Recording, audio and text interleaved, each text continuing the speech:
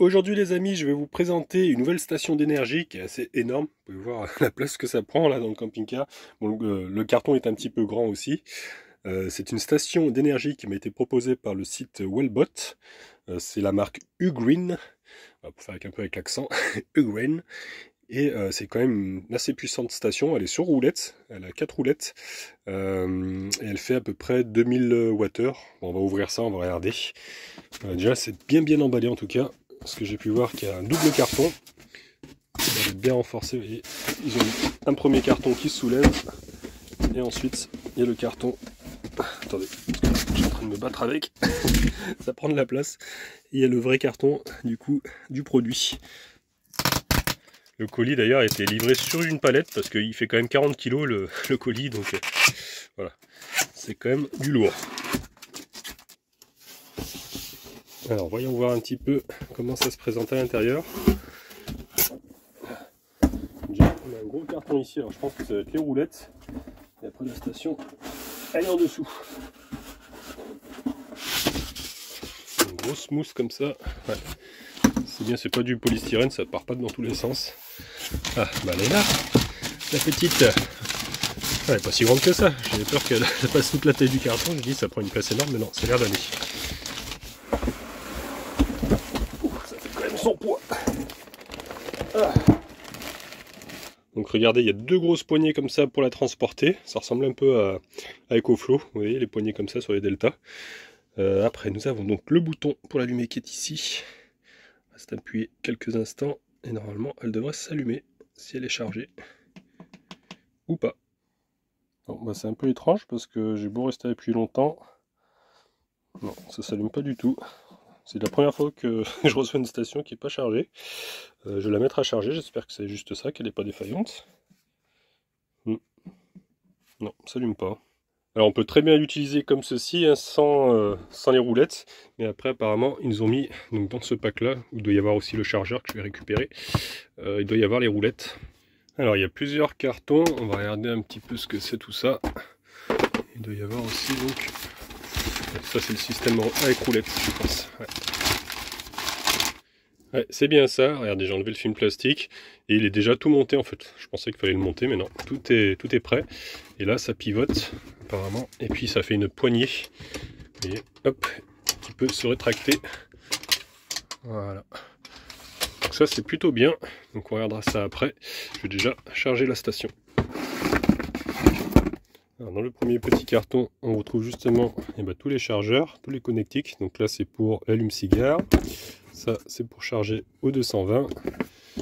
Là nous avons un multi, c'est pas mal ça, un multiprise pour les panneaux solaires. On peut brancher plusieurs panneaux solaires comme ça. Vous voyez, d'un côté et de l'autre. Et là il y a même un autre port. Alors est-ce que c'est de l'USB? Peut-être bien. Ah non, un troisième port. Ok, bah écoutez, on regardera ça après. Donc pour charger, on a une petite trappe sur le côté de la station. Donc là, on a une possibilité de mettre une batterie supplémentaire avec une grosse prise comme ça. Bon, c'est pas fourni avec, voilà, si on veut vraiment doubler la capacité. Ensuite, on a donc le 220. Et ici, on a à la fois le panneau solaire, on peut en mettre deux apparemment déjà. Donc il n'y a presque même pas besoin de la multiprise. Et, on peut monter jusqu'à 600 watts de panneau. Et par prise en plus, donc normalement ce qui est écrit là, ouais, 15 ampères par prise. Et on peut aussi charger du coup directement avec l'allume-cigare aussi. Donc moi ce que je fais là, c'est que je vais la brancher directement au secteur, hop, voilà, pour charger un peu plus rapidement. Et j'espère qu'elle va charger. Ah bah ça y est, elle s'allume. Alors est-ce qu'elle était à 0 ou pas cette batterie? Bah non, elle est à 30. Alors pourquoi j'ai pas pu l'allumer tout à l'heure? Est-ce que peut-être pour la première utilisation, il faut peut-être la brancher? Je sais pas trop. Alors là, elle est en train de monter jusqu'à 1300 watts. Voilà, ça c'est sa charge maximum apparemment pour la prise 220. Donc 1360 watts pour être précis. On entend une ventilation, mais c'est mon autre batterie du coup que j'utilise pour charger celle-ci, la Blue Yeti. Mais celle-ci, pour le moment, ah si elle souffle un petit peu. On l'entend aussi. Mais c'est pas très fort, c'est vrai qu'au début j'avais pas remarqué. Ouais, il y a une petite ventilation quand même qui se fait, on sent l'air frais qui sort ici. Mais voilà, elle fait moins de bruit que la Blue Yeti à la limite. Ouais, c'est vraiment très discret. Là, vous avez pu voir qu'il y a 4 prises, ça c'est pour le convertisseur. Le convertisseur est assez puissant, c'est un 2300 watts, regardez, il est écrit juste là. Voilà, donc on a 4 prises, ça c'est plutôt pratique si on a plusieurs appareils et qu'on ne veut pas mettre de multiprise. Donc en façade on a une petite lumière ici, voilà, qui a plusieurs niveaux. Oula, ça flash. Voilà, hop. Ensuite on peut voir qu'on a des prises donc USB-C 140 watts, ensuite une autre de 100 watts, une autre de 45 watts, il y en a même deux. Et puis après on a de l'USB-A en 22 watts. Ici on a une petite prise aussi, je crois que c'est les prises Anderson ça s'appelle. On peut monter à 300 watts avec ça.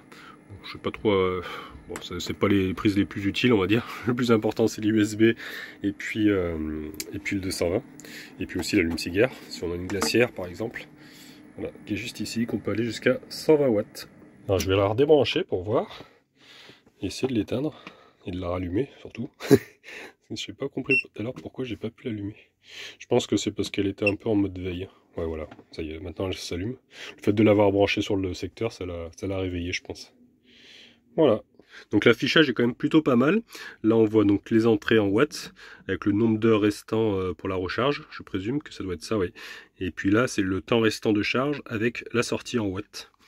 Puis un petit pourcentage ici, voilà, et puis avec des petites barres. Donc c'est assez lisible. On voit également que les prises USB-C et USB sont activées. Apparemment c'est en permanence. Après on peut ici activer du coup le DC. Il y a un petit voyant qui s'est allumé ici. Pour savoir que c'est allumé, il y a une petite lupiote aussi, avec un petit bip. Donc ouais, on sait quand c'est allumé ou pas. Et puis pour le 220, eh ben, c'est au milieu. Pareil, il y a une petite lumière qui s'allume. Et puis ça s'allume ici. Voilà, AC 50 Hz. On voit qu'il y a une connexion en même temps, là, je vois Wi-Fi, Bluetooth, donc ça c'est pour l'application téléphone, parce que vous avez une application aussi pour le contrôler à distance. Là ça fait quelques instants que j'ai allumé le convertisseur, et ça ne ventile pas à l'arrêt. Donc il ne fait pas de bruit, celui-ci, à l'arrêt. Parce que j'avais pu voir sur les All Power que ça faisait du bruit en permanence dès qu'on allumait le convertisseur. Celui-ci c'est pas le cas, il ne fait pas de bruit. Alors ce qui va être intéressant maintenant de tester, ça va être les appareils électriques. J'ai 3 appareils qui sont ici, la plaque de cuisson, le chauffage et la bouilloire. Donc on va brancher ça et on va tester un petit peu la puissance, parce que ça c'est des appareils qui consomment 1500 je crois, non le chauffage 1500, 1200 et 1200 à peu près. Donc voilà, on va essayer ça. Alors on va commencer par la plaque électrique, voilà je l'ai branchée, hop, ça y est. Alors là par contre, vous avez pu entendre, ça ventile tout de suite. Et ça fait un peu de bruit quand même, on peut le dire. On va voir la consommation instantanée, voilà, 1500 watts. Donc ouais, même elle consomme plus que je pensais, je croyais que c'était 1200, mais c'est 1500 elle aussi. Voilà, et ça nous donne un nombre de minutes, donc 23 minutes, après il n'y a que 32%, elle n'est pas chargée à la batterie. Voilà, donc ça nous donne un petit peu une idée de la consommation, enfin du temps restant, avec une consommation assez puissante quand même, parce que 1500, ouais. On ne tire pas tous les jours 1500. Donc je vais brancher maintenant la petite bouilloire. Hop. Et j'ai éteint par contre la plaque parce que sinon ça va faire 3000 watts, ça va être trop puissant. Et si j'allume, pareil. Alors ça ventile tout de suite. Elle consomme 1400 watts celle-ci. Ouais. Donc ça ventile dès que du moment où on démarre, ça, ouais.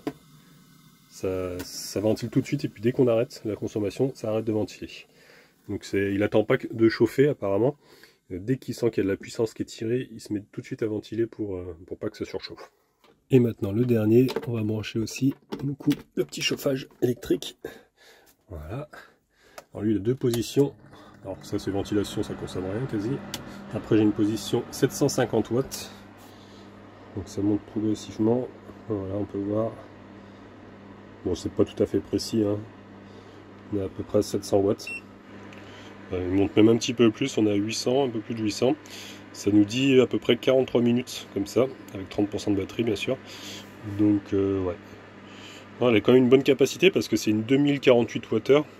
Donc on peut durer 1h30 à peu près, 1h30 avec un chauffage comme ça. Après, bon, c'est pour réchauffer un petit peu, parce que ça c'est des chauffages chauffants et ça permet de chauffer rapidement la pièce. Après si je mets par contre sur 1500, là, forcément ça va consommer un petit peu plus. Il va nous rester moins de temps. Voilà. Il ne nous reste plus que 24 minutes, allez 20 minutes. Voilà. Après, elle n'est pas chargée, hein. Elle n'est que 30%, donc Ouais, si elle est chargée à fond, il faut compter 1h30 à peu près d'utilisation maximum. Mais bon, en 15 minutes déjà, ça chauffe pas mal le camping-car ce truc-là. Ce que j'utilise le plus souvent d'ailleurs avec ma batterie. Je le mets de temps en temps, voilà, et après ça recharge avec le soleil.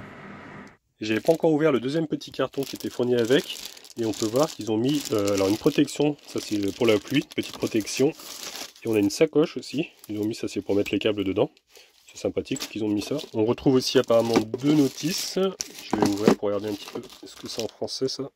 Et effectivement, regardez la taille de la notice, elle est très épaisse, et on peut voir qu'ils ont mis vraiment toutes les langues, quasiment, page 31 en français, donc c'est bien, ça on va pouvoir regarder toutes les infos plus facilement que voilà, s'amuser à traduire quand c'est en anglais, des fois c'est un petit peu embêtant. Donc là il nous reparle un petit peu de tous les ports que je vous ai cités tout à l'heure.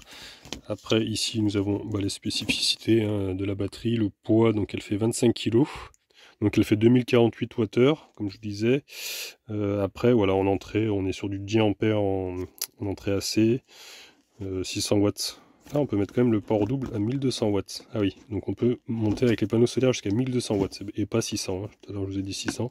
Avec les doubles entrées, ouais, c'est 600 par port, ouais, c'est ça, ça fait 1200. Ouais. Effectivement. Et puis le chargeur de voiture jusqu'à 8 ampères. Voilà, c'est pas une charge super rapide, ça vaut mieux utiliser le solaire ou le 220. Mais bon, ça peut quand même dépanner.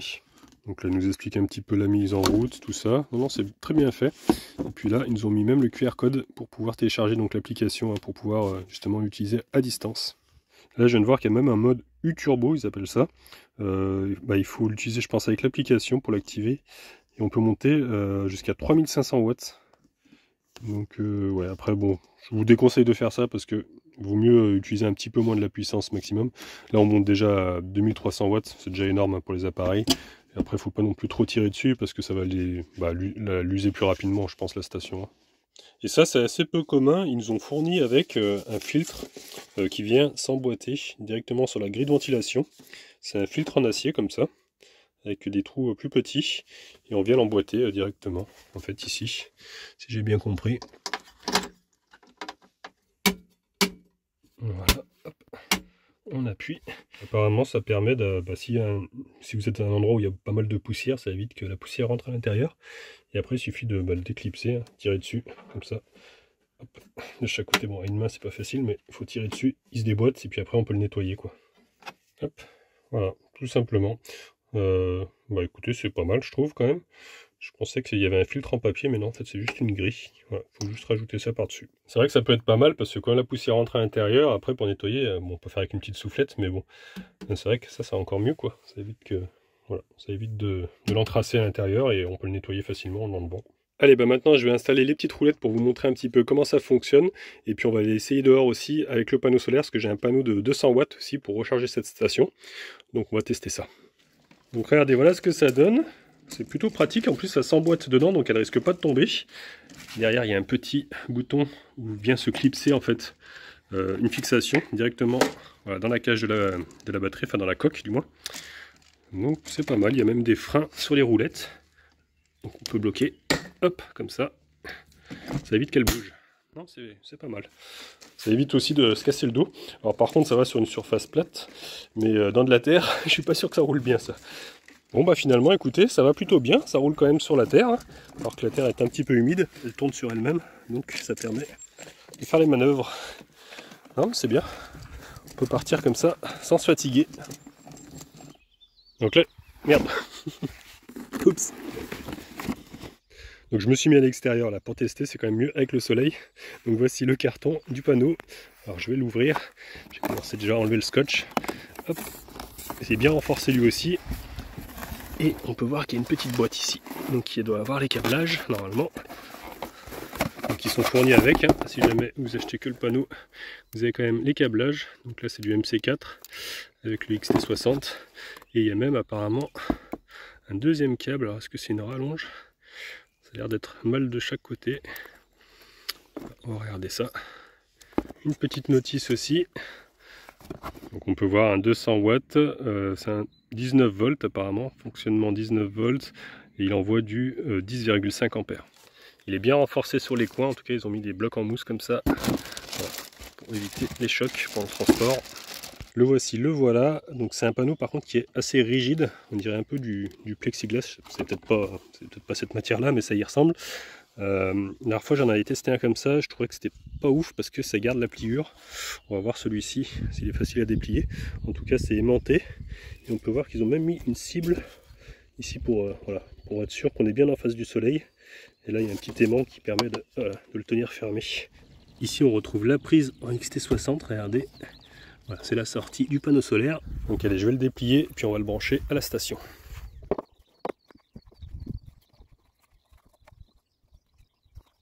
Alors comme je vous disais, c'est pas mes préférés ceux-là parce que, vous voyez, c'est jamais facile de les mettre bien à plat. Ils gardent un peu la forme de la pliure, comme c'est rigide. Ça reprend sa forme. Et les pieds, c'est pas évident non plus, parce qu'ils sont rigides eux aussi. Donc j'ai essayé de mettre au mieux. Ouais, on n'est pas trop mal là quand même. Il y a juste cette pliure au milieu là, c'est un peu dommage. Au niveau de la cible, ouais, on peut voir que l'ombre elle est bien mise. Regardez, si je bouge, voilà, on est bien dans le cercle. Le petit point là, on voit bien qu'il est dans le cercle. Si je bouge un petit peu, ça change. Donc là normalement, je suis quand même bien exposé. Voilà, allez, on va brancher la station. Donc c'est bon, j'ai branché le câble, donc c'est uniquement le XT60 à brancher. L'autre il a des prises MC4, je pense si on veut brancher un autre panneau solaire. Qui est peut-être pas forcément en XT60 quoi, que les prises MC4. Alors, on va pas voir grand chose par contre, parce qu'avec le contre-jour, je vois pas grand chose. Si ça commence à s'afficher, j'essaye de vous filmer ça. Donc je suis à peu près à 135 en moyenne. Bon après ça monte jamais au maximum du panneau, hein. Souvent on vous dit 200 watts, mais ça monte souvent à 150 quoi, maxi. Faut vraiment être en plein été et encore. Voilà, là il est quand même bien exposé je pense, parce qu'au niveau de la cible, hein, je suis vraiment bien. Après, est-ce que c'est assez parlant, parce que comme là-bas ça penche un petit peu du fait de la pliure, peut-être que je pourrais encore le bouger un petit peu mieux pour qu'il soit bien exposé. Et ce qui est bien aussi du coup, c'est qu'on voit le nombre d'heures qui restent pour charger. Donc là ça nous annonce à peu près 16 heures. Voilà, si on avait les 200 watts, je pense qu'on aurait mis un petit peu moins de temps. Après, bien sûr, on peut rajouter d'autres panneaux parce que c'est vrai que c'est quand même une grosse capacité à charger. Là, elle fait 2048 Wh. Donc l'idéal, ça aurait été d'avoir un panneau 400 watts quoi, pour aller plus vite. Moi, j'ai été un petit peu mauvaise langue parce que maintenant que c'est chaud, écoutez, le plastique s'est ramolli. Donc maintenant, je sais plus le mettre bien à plat. Bon, je reçois pas beaucoup plus de watts comme ça, mais voilà. Donc voilà les amis, écoutez, je pense que Falcor est convaincu, hein, on peut bien le voir. Voilà, écoutez, je pense que je vous ai tout dit. Si vous avez d'autres questions, n'hésitez pas en commentaire. Et puis je vous mettrai le lien dans la description hein, si vous êtes intéressé par ce produit. On peut voir que Jump il est complètement en pleine sieste là-bas.